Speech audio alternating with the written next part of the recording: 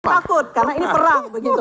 Bang Ferdinand. Ya, terima kasih Mbak Elvira. Saya hampir tersedak tadi mendengar pernyataan Bang Bestari ini. Saya ngeri kalau model-model pemikiran seperti ini mengurus negara. Nah, saya nggak takut. Gini. Ya, jadi begini. Anda silakan sampaikan. Ya, ini saya tidak mau usah sampaikan. kritisi yang apa saya sampaikan gitu. Justru ini saya mau sampaikan. Bang Bestari dengar aja. Yang pertama kita mau bicara tentang kereta cepat Indonesia. Saya mau menyampaikan bahwa memang sejak awal kereta cepat Indonesia ini sudah gagal nalar. Kenapa gagal nalar? Karena memang proyek ini adalah hasrat ambisius yang tidak dikalkulasi soal kemampuan membayar. Ini utang bukan pinjaman gratis. Kalau kita melihat biaya yang dikeluarkan untuk membangun kereta cepat Indonesia ini sampai 120 triliun. Dengan ekspektasi bahwa kereta cepat ini akan beroperasi normal, pendapatannya 100% dari kursi yang tersedia. Ternyata sekarang semua analisis itu kan tidak sesuai dengan ekspektasi. Itu yang pertama. Yang kedua bahwa gagasan ide dari kereta cepat ini sudah tidak Pancasilais sejak awal. Karena kalau kita bicara tentang membangun Indonesia dengan konsep Pancasila dan konstitusi Undang-Undang Dasar 45 dan nawacita lah waktu itu. Saya tidak mau memandang nawacita karena itu hanya omong ini aja.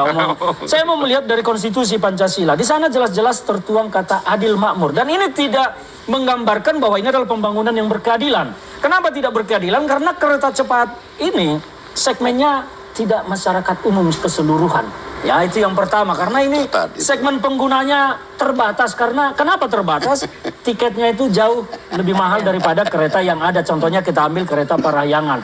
Maka yang menggunakan kereta cepat itu segmennya terbatas. Dengan itulah sekarang kalau kita melihat, memang kereta cepat tidak pernah membuka data sesungguhnya. Berapa persen penjualan tiket setiap perjalanan.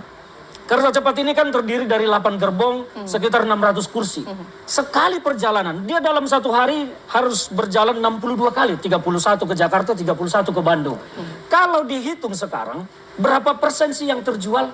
Itu akan mengukur bahwa memang kereta cepat ini diperuntukkan untuk rakyat. Kalau pemenuhan kursinya ternyata memang direbut oleh masyarakat, maka itu bisa kita rasa, oh iya segmennya masyarakat. Tapi sekarang faktanya tidak demikian. Maka kereta cepat Indonesia mengalami kerugian. Kalau kita hitung-hitung kembali kepada biaya kos operasional kereta cepat ini, satu hari itu bisa berkisar 2-3 miliar. Kalau pendapatannya saja tidak mencapai 3 miliar, mau apa? Jadi kalau konsepnya Bang Bestari yang penting barangnya ada, saya jadi agak lucu melihat konsep pemikiran mengurus negara seperti ini. Ini pokoknya utang aja lah, yang penting kita pakai baru. Tadi kan ini konsep konsep perang. Apalagi dibandingkan dengan konsep perang semakin ngawur pemikiran itu. Dulu zaman perang orang tidak takut mengorbankan nyawanya. Sekarang ada nggak yang berani mengorbankan nyawanya untuk membangun kereta cepat? Jokowi suruh korbankan nyawanya, sekarang bayar hutang. Berani nggak dia? Jadi jangan dibandingkan dengan perjuangan kemerdekaan jauh sekali. Jangan bawa Jokowi dulu. Loh, ini penggagasan Jokowi. Benar, sebagai apa? Dalam kapasitas apa? Kapasitasnya sebagai yang presiden. dukung dia siapa? Jangan bicara begitu. Tidak semua kebijakan Jokowi didukung oleh PD Perjuangan. Siapa bilang? Siapa bilang? Mana?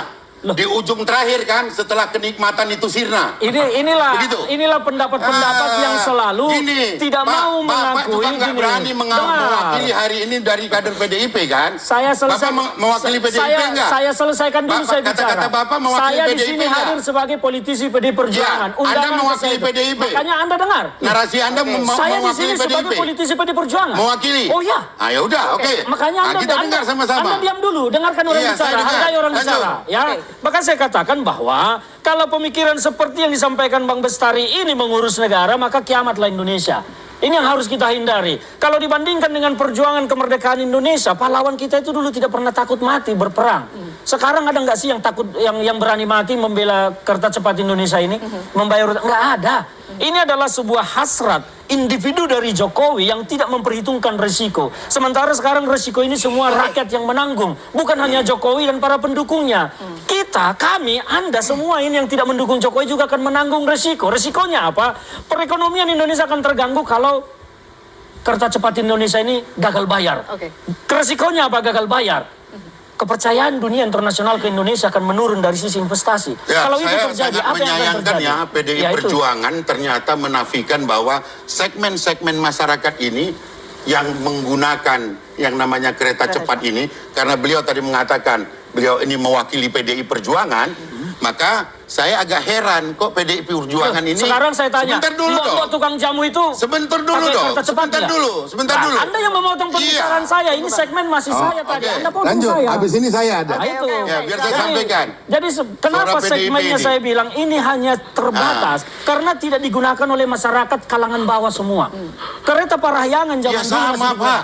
Di Papua sana dibangun jalan juga nggak dirasakan oleh masyarakat di Jakarta. Lama-lama kita kayak emak-emak juga berdebat di sini. Monggo Pak Bestari, silakan Pak. Ambil waktunya Artinya semua. bahwa begini, berkeadilan itu bukan hanya seperti apa yang ada di kepala beliau, tapi menyesuaikan dengan kebutuhan.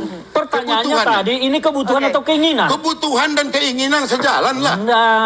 Anda ini Jadi udah gini, salah. jangan Anda pakai Kebutuhan. rasio Anda Kebutuhan dengan menjadi keinginan itu standar. berbeda. Saya agak heran Sama kalian justru, memakai rasio justru, kalian oke. sebagai standar, Justru nggak boleh. pemikiran Pak Bestarus jangan jadikan standar Seluruh pengurus bangsa. segmen masyarakat harus mendapatkan pelayanan. Anda setuju nggak? Oh iya dong. Setuju kan? Kereta cepat Ya Indonesia. sudah. Justru pertanyaan Ya saya, sudah, kereta cepat berarti dipakai kan- mak tukang jamu berarti nggak? kan Anda Mbok bakul setuju sayur bahwa nggak? siapapun yang memakai kereta cepat itu adalah warga negara Indonesia. Setuju nggak? Oke. Waduh, Setuju kalau dong. bicaranya warga negara, Saya harus pesawat berikan kesempatan. Logika kelas Anda bisnis ini yang juga sesat. dipakai warga Oke, negara. saya akan Nanti ada perkenalkan. orang naik Oke. pesawat Anda bilang lagi Baik. untuk orang kaya Baik. bubarkan Garuda. Baik. Gimana? Anda Sudah ini? bersama kami Aduh. ya. Ini logikanya miring Baik. seperti Enggak. Jokowi. Oke, saya akan perkenalkan Kita langsung baru lainnya tahu sudah nih bergabung. PDIP Oke. pandangannya begitu. Oke, Ini kita tahan logikanya dulu. miring Kita sama tahan seperti dulu. Jokowi.